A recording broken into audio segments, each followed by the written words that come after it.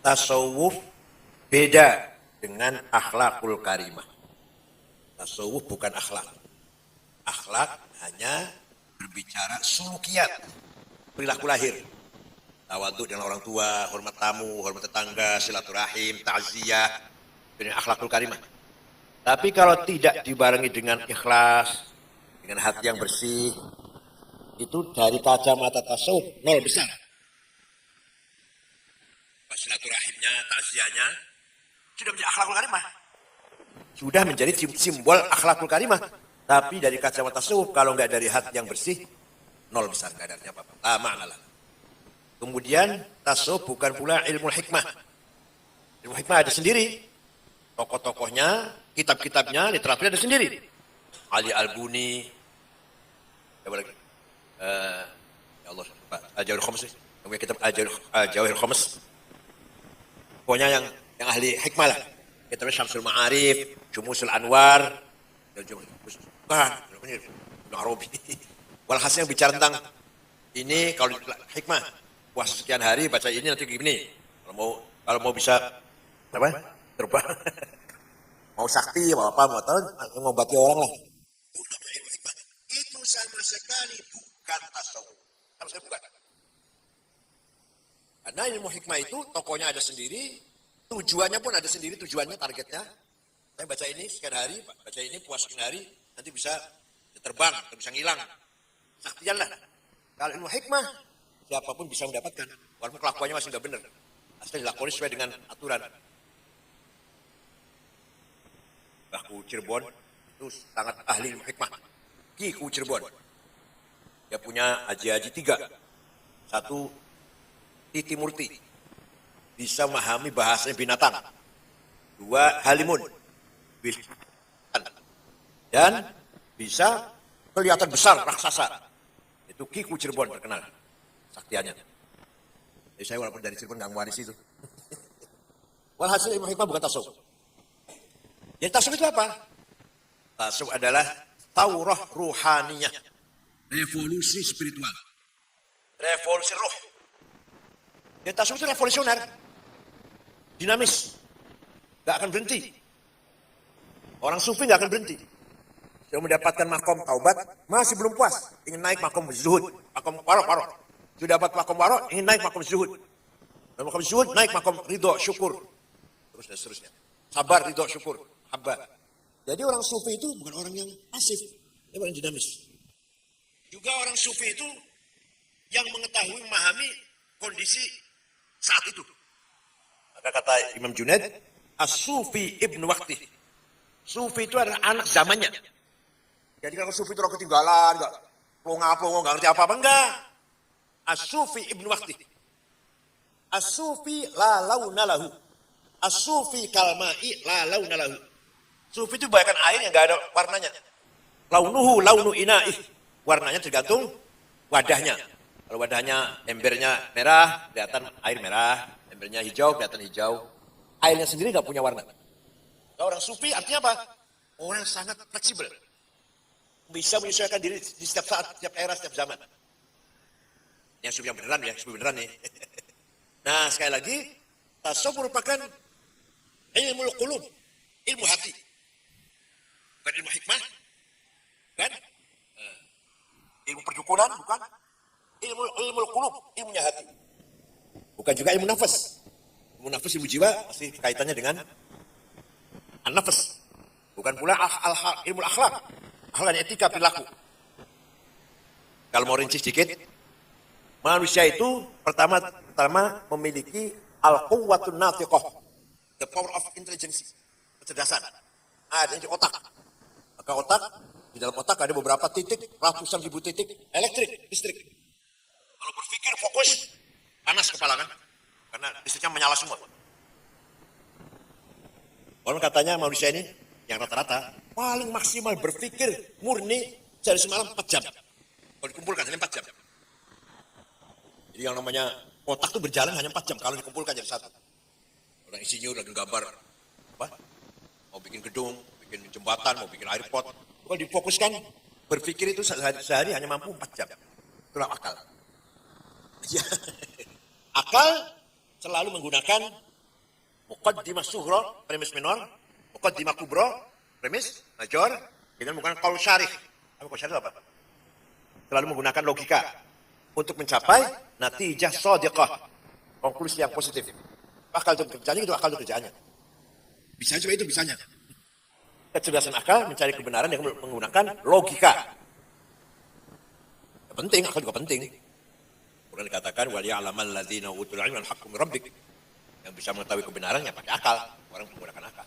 Tapi perlu diketahui, di dalam Quran tidak ada kalimat aklun. Akal sebagai kata benda, isim enggak ada. Ada operasinya, actionnya. Takilun, nakil, yakilun. Mereka berakal, apa kamu tidak berakal? Nakil, kami berakal. Akalnya sendiri enggak ada di Quran. Apalagi aklun itu enggak ada. Nah, yang kedua, kita manusia diberi al-quwwatu mutakhayyilah. The power of idea. Adanya di liver, tengah-tengah. Di sini pusatnya segala macam hidup ini. Cita-cita, kemauan, hawa, nafsu, hasrat, senang, kecewa, gembira, sedih. Apalagi? Ada di liver, di liver. Al-quwwatul mutakhayyilah. Isinya dua. Nafsu ghadabiyah dan nafsu syahwat. Dimulai dengan bayangan dulu. Bayangan kalau saya jadi presiden. Oh, enak banget itu. Kawal wing.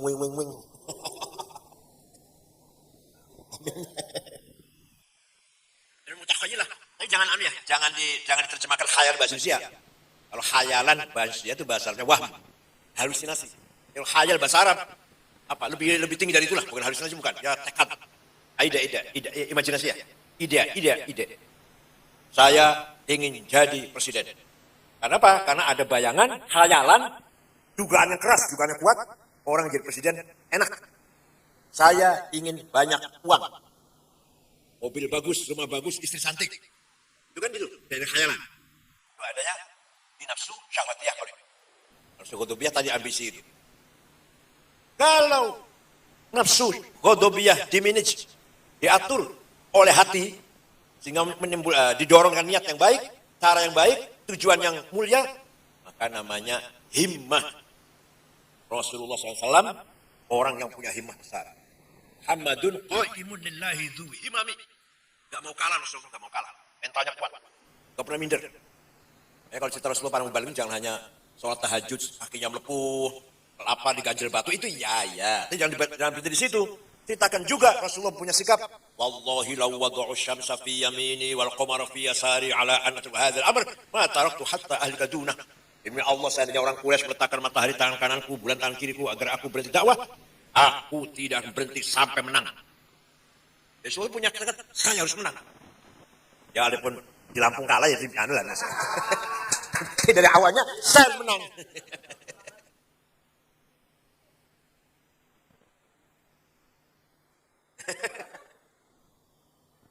Itu namanya nafsu ghadabiyah. Kalau diri sangat banyak sekali kalau dirinci. Banyak sekali. Akibat nafsu ghadabiyah ada takabur, ada ananiyah, ada hasud, ada hiqad, ada suudzon, ada adawah, ada baghdha, kebencian. Dan semua nafsu ghadabiyah. Maka kalau didorong ini niat yang baik, yang niat itu dari qalbu nanti.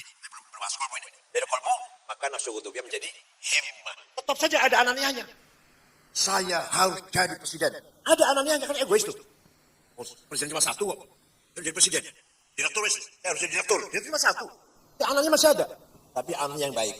Karena didorong dengan niat yang baik. Saya bisa DPR. Oh, jadi DPR harus menang. Boleh itu. Datangnya nafsu ghadabiyah didorong dengan niat solihah, niat yang baik dari kolbun yang datangnya, maka menjadi baik himmah, tapi tetap ada ananiyahnya. Gak bisa lepas anaknya. Kalau nggak ananiyahnya nggak jalan. Nggak jalan. Saya harus kaya. Syahwatiyah. Kalau niatnya baik, tujuannya baik, namanya azimah. Namanya. Ala qadri ahli al-azmi ta'til azaimu. Ta'ti ala qadri al-kiramil makarimu. Makarim, azaim, keberhasilan, prestasi, kemuliaan, diraih dengan azimah. Azimah itu apa? Azimah itu nafsu syahwatiyah, tapi didorong oleh niat yang baik. Walaupun niatnya baik, tetap aja ada nafsunya. Saya harus kaya, ada saingan di situ. Saingan bisnis. Saya pernah tanya pada Cina. Kenapa orang Cina hebat-hebat, berhasil. Kaya-kaya kalau kita enggak. Kamu sampean wong Islam. Kalau lagi ngitung duit, azan istirahat dulu, sholat. Lagi transaksi, lagi tawar menawar, lagi mateng-matengnya transaksi uang, azan asar, sholat istirahat dulu. Sholatnya 5 menit, tapi kan istirahatnya sampai setengah jam. Jadi putus. Cuma tahlilan dulu.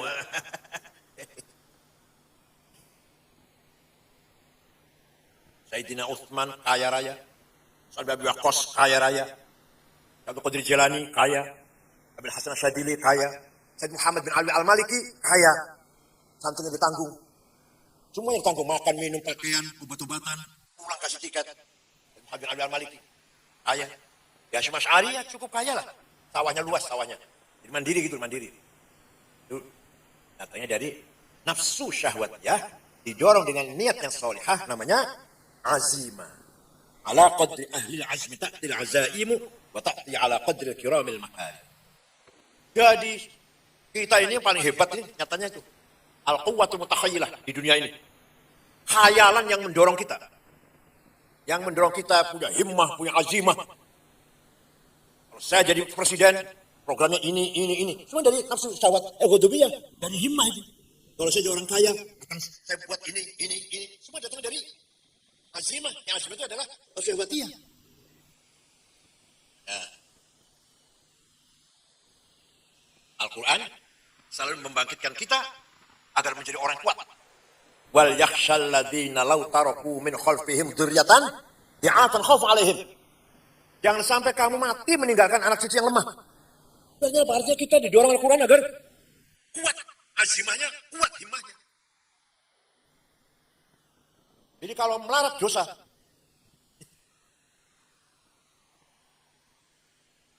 Harus menang. Quran juga mendorong kita. Wala tahinu wala tahzanu wa antumul a'launa in kuntum mu'minin. Jangan kalah, jangan minder. Ayo kamu harus menang, antumul a'laun, kamu harus unggul. Apabila benar-benar kamu orang beriman. Itu dorongan kepada nafsu ghadabiyah tapi dengan niat yang baik. Jadi kalah itu dosa. Kita harus menang, kalau kalah dosa kita ini. Lampung dosa, dosa.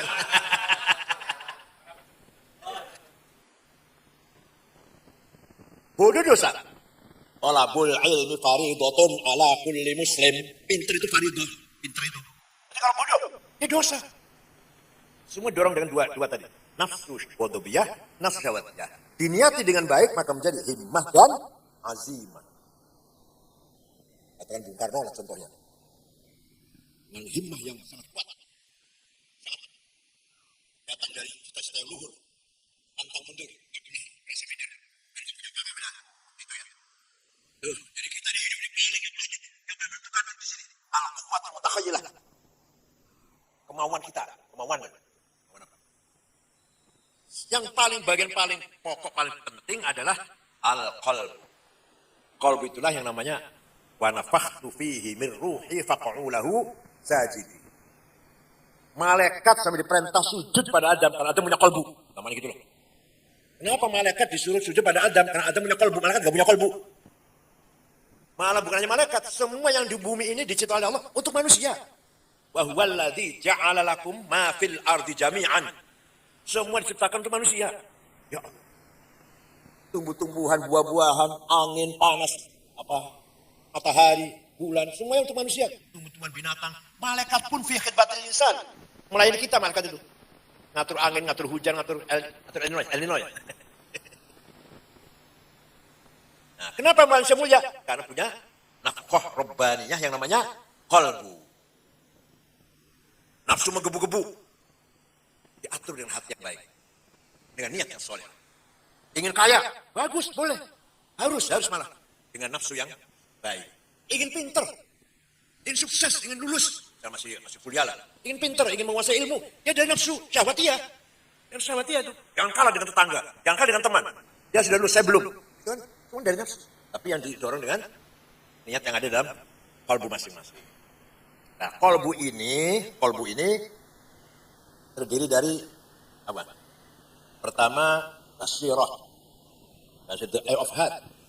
Yang membedakan mana baik, mana buruk. Fa'alhamaha fujuraha wa taqwaha. Wahadainahun najdain. Qad tabayyana ar-rusydu minal ghayy. Dari qalbu adanya. Tahu jujur itu baik, khiyar jelek. Tuh. Bukan akal, bukan akal. Qalbu yang tahu. Pemaaf itu baik, pendendam itu jelek. Sabar itu baik, marah-marah itu jelek. Itu qalbu yang tahu itu. Makanya kalau kita punya hawa nafsu kita berlebihan, qalbu nasihatin. Jangan, sabar. Saya mau balas dia, saya tempelengin. Jangan. Itu qalbu itu suara hati itu. Karena korbannya. Nah, apa anak korbannya itu? Hakikatnya. Ulir ruhu min amri rabbi. Rahasia Allah itu. Nabi pun nggak tahu. Yang tahu hanya Allah. Apa yang ditiupkan oleh Allah pada qalbu manusianya. Yang kedua, setelah basirah berfungsi, dalam Quran katakan, bal insanu ala nafsihi basirah. Setiap manusia punya basirah. Yang kedua, setelah basirah tahu, mana baik, mana buruk, akan estafet pada yang kedua, namanya domir, conscience, moral. Domir ini ada 3 macam. Domir ijtima'i. Kalau di depan keluarganya, di depan anak buahnya, di depan santrinya, yo, Masya Allah. Kalau jauh dari santrinya, ya melakukan apa saja lah. Itu namanya domir ijtima'i. Masih punya domir. Daripada depan mertuanya kurang ajar. Namanya nggak punya domir itu. Nggak punya moral sama sekali. Yang kedua, domir qanuni, legal formal. Ada SK resmi, ada honor, ngajar. Nggak ada, nggak ngajar. Benar daripada gaji diterima tapi ngajar enggak. Ada amplop khutbah, nggak ada amplop nggak mau khutbah. Itu domir apa? Qanuni, moral legal formal.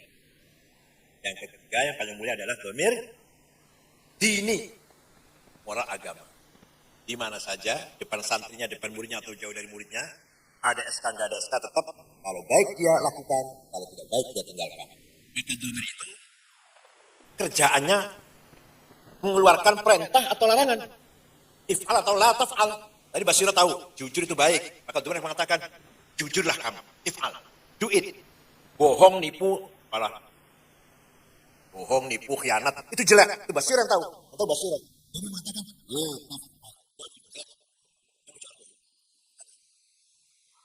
nah, kalau akan melakukan sesuatu kan kadang ragu kan kalau melakukan sesuatu yang salah itu kan ragu-ragu. Istafti qalbak. Albirru matma'anna ila qalbuk wal ithmu ma haka fi nafsik wa taraddada bis sadr. Tanya pada domirmu sendiri. Enggak usah tanya pada kiai. Tanya pada domirmu sendiri. Yang saya lakukan ini benar apa enggak? Baik apa buruk yang saya lakukan ini? Kalau kamu lakukan dengan tenang, mantap, percaya diri, masuk medsos senang, diberitakan medsos senang, berarti yang kamu lakukan benar.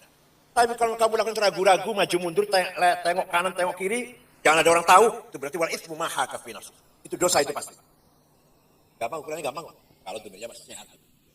Nah, setelah domir akan istafet pada yang ketiga dari kolbu namanya fuad. Fuad dengan deeper of heart, nurani. Yang akan mengeluarkan vonis kepada kita ini benar apa salah. Pasti ada suara dari fuad. Kamu salah atau kamu benar. Ketika fuad mengatakan kamu salah, seyogianya kita ikutin. Ya, jangan teruskan yang kita lakukan itu salah. Tapi yang menggoda tadi, apa namanya? Nafsu syahwatiyah atau nafsu ghadabiyah. Terus. Maka lama-lama suara fuadnya pelan-pelan. Apa lama. Kamu salah. Ketika di sakaratul maut, baru fuad akan mengakui kebenaran. Apa ini? Saya salah. Ya sudah. Sakaratul maut. Saya salah, ya Allah. Tobat, saya menyesal. Di waktu jauh dari mati, masih sehat, kadang-kadang samar-samar suaranya. Lah fuad ini nggak pernah bohong. Maka zabal fuadu maro'a. Saya salah. Itu fuad yang ngomong. Kalau mulut, demi Allah. Saya nggak melakukan itu. Di sini, ya. Demi Allah saya nggak tahu. Tahu. Demi Allah sumpah saya ngambil sedikit. Banyak. Demi Allah bukan saya yang mau mulai. Aktor apa? Intelektualnya bukan saya diajak teman-teman. Saya yang mulai saya. Jadi yang namanya fuad tidak bisa bohong. Maka nanti di akhirat itu yang namanya apa? Mahkamahnya Allah lah. Kalau berarti satu persatu di dalam terus. Kan bayang gitu ya, nanti di akhirat itu kan ada hisab. Orang diperiksa satu-satu. Allah malaikat dulu gitu. Ayo, sebut namanya. Aduh, masing-masing manusia udah tahu. Kita ini min ashabil haq min habid dolal. Kita termasuk yang kanan yang kiri, tahu masing-masing. Gak usah di satu-satu malaikat mengadili itu. Gitu. Ya, langsung kan dia dari fuadnya itu. Dari fuadnya itu. Setelah fuad berfungsi, maka akan lahir kekuatan namanya asma. Kekuatan asma, kekuatan yang misterius. Dan maunya juga misteri, tak maunya tak misteri.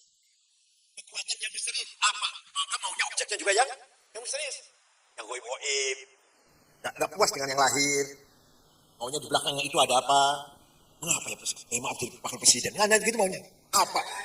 Apa hikmahnya? Kalau jadi saya itu apa hikmahnya? Dia mau jadi wakil presiden. Enggak nyangka-nyangka kan? Jadi yang dicari itu yang asli itu. Yang rahasia-rahasia. Gak puas dengan yang kasar. Ya ada caranya bagaimana mengolah, mengasah asal ada sendiri. Ya, ada namanya kitabul. Kalanya Ahmad Al-Ghazali. Ahmad Al-Ghazali. Adiknya Imam Muhammad Al-Ghazali. Kita apa namanya? Al-Asr ya? Kitabul Asr ya.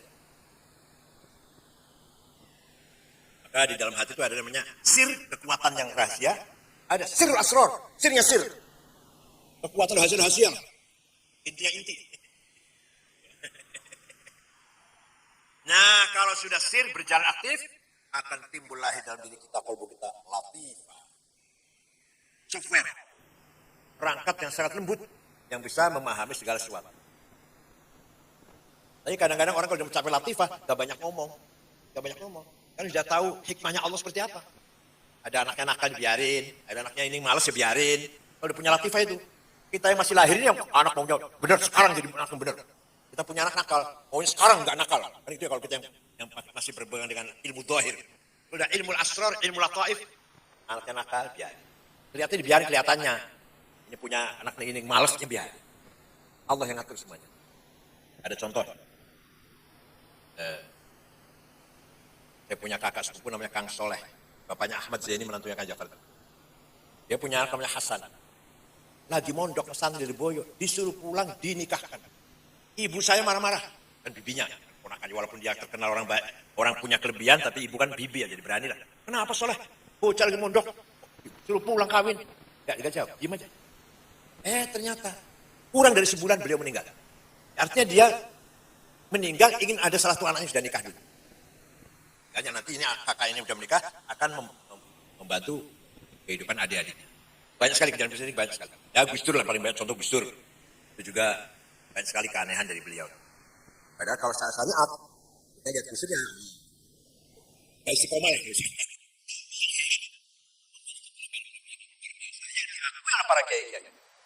Para kiai kos mengakui Gus Dur punya kelebihan. Itulah tasawuf secara ringkas.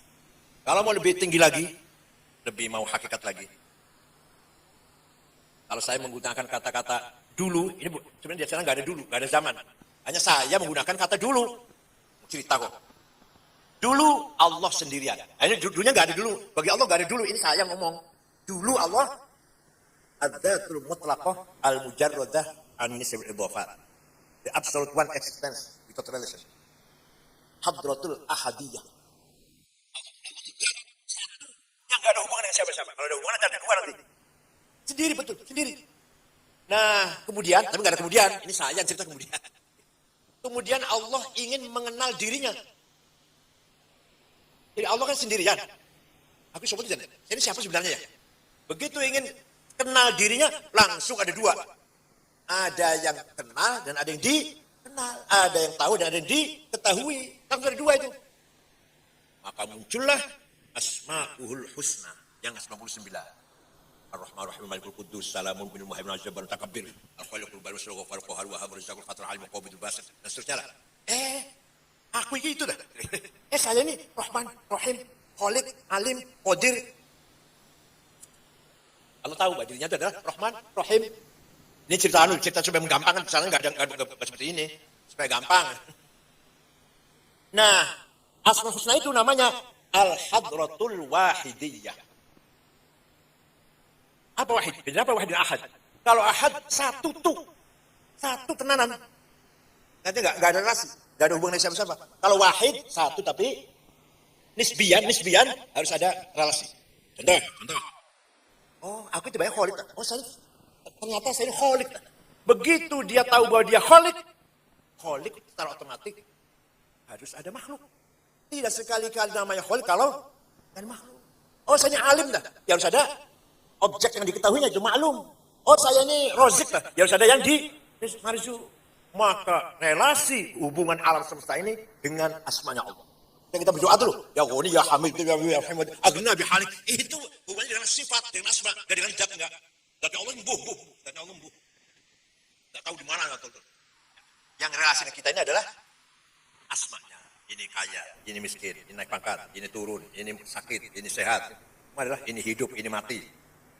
Yang hubungan apa namanya? Al-Muhyil Mumit. Ini hidup, yang ini mati. Ini mulia, Mu'iz, ini yang don, mutil. Ini kaya, Al-Ghani, ini yang Qobid. Larat, yang miskin. Semua hubungannya dengan asma'nya. Nah, jadi asma Allah itu relasi dari segala wujud ini. Kumpul jadi satu. Namanya Al-A'yanus Thabitah. Entitas laten. Kata bahasa balik, alam roh, alam arwah. Al-Thabitah itu adalah makhluk yang sudah manifestasi dari asma Allah, tapi belum wujud, belum konkret. Dari asma zat Al-Thabitah itu. Disitulah Allah bertanya, alastu bi rabbikum? Qalu bala. Yang jawab itu Al-Thabitah. Tapi hakikatnya ketika jawab qalu bala, sudah ada belum Al-Thabitah itu? Belum. Jadi yang jawab itu Allah sendiri itu. Yang tanya Allah, alastu bi rabbikum. Yang jawab juga Allah sendiri, tapi mengatasnamakan makhluk. Makanya dalam kita ini ada unsur ilahiyah. Jadi kita ini faid dari ruhillah. Yang rahasia Allah di situ rahasianya. Ketika ditanya alastu bi rabbikum qalu bala, yang jawab bala itu belum ada kok. Allah sendiri, hanya Allah mewakili atas nama kita. Yang dijawabkan atas nama kita. Dari situ terjadi tajalli ghaibi. Apa? Semua Al-Thabitah itu masuk dalam satu titik. Namanya Nur Muhammad. Apa Muhammad itu? Muhammad adalah Al-Haqqul Makhluqu bih. Sesuatu namanya Al-Haq. Yang Allah menciptakan segala sesuatu dengan hak itu. Laqad khalaqnas samawati wal ardi bil haq. Itu hak itu. Jadi hak itu Nur Muhammad. Kalau orang Kristen, the Logos. Orang Kristen. Segala sesuatu dibikin dengan firman. Logos Kristus. Kalau kita dengan Nur Muhammad. Jadi Allah menciptakan langit bumi itu dengan al-haq. Tapi kalau ahli tafsir yang biasa, dengan benar itu ya. Allah menciptakan langit dan bumi dengan kebenaran. Itu fasir biasa, jenengan fasir biasa lah. Tapi kalau sufi menafsirkannya, hak itu sesuatu yang Allah menciptakan alam ini dengan sesuatu tersebut. Maka Nur Muhammad itu makhluk ya bukan, kholik ya bukan. Nur Muhammad itu apa Muhammad Tuhan? Bukan. Apa dia makhluk? Bukan. Antara itu. Antara dan makhluk. Namanya Nur Muhammad atau Haqiqah Muhammadiyah. Dari Nur Muhammad itulah ini namanya An-Nuqtatul Markaziyah. An-Nuqtatul Markaziyah. The central point central. Dari Nur Muhammad itulah terjadi tajalliyat, manifestasi. Ta'ayyunat, identifikasi, tanazzulat, dekadensi. Jadilah alam semesta ini. Jadi yang namanya alam semesta ini manifestasi dari Nur Muhammad. Nur Muhammad manifestasi dari A'yanus Thabitah. Thabitah manifestasi dari Asma'ullah. Asma'ullah manifestasi dari Dzatullah. Jadi yang namanya wujud, yang namanya ada itu satu. Yang namanya ada itu satu. Dari Allah sampai apa? Enggak sampai yang paling kecil, makhluk paling kecil. Virus. Dari Allah sampai virus, yang namanya ada itu satu. Adapun yang banyak ini yang diadakan. Yang ada satu. Yang diadakan banyak. Yang diadakan merupakan manifestasi dari manifestasi dari asma Allah. Asma manifestasi dari zatnya Allah. Jadi yang namanya ada hanya satu yang ada ini. Dari Allah sampai virus. Adapun manifestasinya ya banyak. Manifestasi dari yang ada yang satu. Sekarang masalah politik. Ringkas cerita lah. Tahun 61 Hijriah terjadi tragedi Karbala. Sayyidina Husain dengan keluarganya 84 bunuh dengan cara keji atas perintah Khalifah Yazid bin Muawiyah perintah gubernur Irak, Ziyad bin Abi. Ziyad perintah pada Umar bin Sa'd bin Abi Waqqas. Anaknya Sa'd bin Abi Waqqas ini yang memimpin peleton. Peleton 400 orang berapa? Satu peleton. 400 pasukan dipimpin oleh Umar bin Sa'd bin Abi Waqqas untuk membunuh. Saya nggak boleh mata malu, saya nggak boleh. Untuk membunuh Husain dan keluarganya. Nah, Sayyidina Husain bisa berangkat meninggalkan Madinah, Mekah menuju ke sana atas undangan dari orang-orang Kufah, orang Irak. Sini. Nanti angkat kamu jadi khalifah. Lawan Yazid, lawan Damaskus. Dinasehatin oleh Faruzdak. Jangan percaya sama orang Irak, pembohong. Di jalan ketemu orang Irak, Husain tetap berangkat. Jadi banyak orang sehatin lah. Ini suratnya banyak kata Sayyidina Husain. Ini suratnya ratusan ribu, puluhan ribu suratnya dari yang undang Husain datang ke Irak. Nah, setelah dikepung, Sayyidina Husain kayak gini, kirimkan saya ke perbatasan antara Islam dan Romawi. Saya akan menjadi tentara jaga perbatasan. Enggak. Ya sudah, saya akan kembali lagi. Enggak. Walhasil, berapa hari sudah? 10 hari ya. Setelah dikepung, semuanya dibunuh kecuali yang tidak keluar dari kemah. Sayyidah Zainab dan Ali bin Abi Thalib. Sampai bayi yang bayi anak kecil yang digendong oleh Husain ketika keluar mau cari minum itu mau dibunuh. Orang Irak tidak bantu. Nggak ada keluar yang bantu yang tadi manggil itu. Nggak ada sama sekali. Setelah terjadi itu orang Irak, orang Kufah terutama orang Kufah menyesal, nggak bantu katanya gitu. Ini kita dosa besar nih katanya. Kenapa ada cucu Rasul gitu kan saya nggak bantu? Maka mereka rame-rame menangis. Tahu anak? Bakain dulu, nangis masal. Kumpulan nangis sambil kumpul dirinya sendiri. Saya salah. Kenapa Husain lagi gitu kan kita nggak bantu? Saya salah. Kata Rasulullah itu sampai sekarang. Yang paling keterlaluan Ismail yang di India, makanya sampai pakai pisau. Pakistan. Kalau di Iran sendiri enggak. Dari Bakain lahir Awadin. Gerakan bertobat. Gerakan banyak. Satu orang kata Java, Junub, Al-Madajim. Itu pribadi. Ini gerakan bertobat baru. Isi wota. Ya, bertobat masal. Yang dari proposal juga sih. Yang dari proposal enggak jalan. Nah, ini tobat masal, nangis masal. Ada gerakan obat besar. Enggak ngurus politik. Dibaca terus. Lama-lama lahir namanya Zuhad. Belum ada Sufi. Belum ada kali kata Sufi belum. Abad pertama Hijriah. Pertama kali ada kata Sufi. Orang pertama kali mempelajari Sufi adalah Jabir bin Hayyan al-Azdi. Tahun 161. William Ja'far Shadiq. Beliau ahli matematik yang menciptakan ilmu aljabar. Dia yang pertama kali dijulukin dipanggil Sufi. Nomor 2 Abu Hashim Al-Kufi, nomor 3 Abdul Karim Abdak yang pertama kali. Orang yang pertama kali mendefinisikan tasawuf, Imam Ma'al Al-Karfi tahun 200 Hijriah. Lalu ada definisi, maksud apa? Al-Akhdu bil haqaiq wa yaqsumi ma fi aidil khalaiq. Menggapai kebenaran hakikat berpaling dari kepalsuan. Nah, jadi asal mulanya lahirnya gerakan tasawuf kira-kira memang dari dampak dari kezaliman. Sebagai aksi protes dengan kezalimannya Yazid bin Muawiyah. Atau yang sebagai Umayyah. Terjadi gerakan-gerakan yang menunjukkan kita punya jalan benar, kita punya pilihan yang benar. Kamu ahlu dolal, kamu ahlu fasad, Anda ahli kerusakan, kehancuran, kami lah ahlu hak. Hingga orang Sufi kadang monopoli kebenaran. Saya paling benar, kira-kira yang ngomong sih enggak. Merasa elit. Tapi dalam sepanjang sejarah memang luar biasa. Tasawuf telah memberikan warna peradaban Islam, sangat unggul, sangat cemerlang. Mana tokoh-tokoh tasawuf, kalau kita sejarah, orang luar biasa, hebat semuanya. Al-Junaid, Utsman Al-Maki, Husain An-Nuri. Terjadi ketegangan antara Sufi dan fuqaha. Fuqaha mementingkan dohir syariat, Sufi mementingkan batin.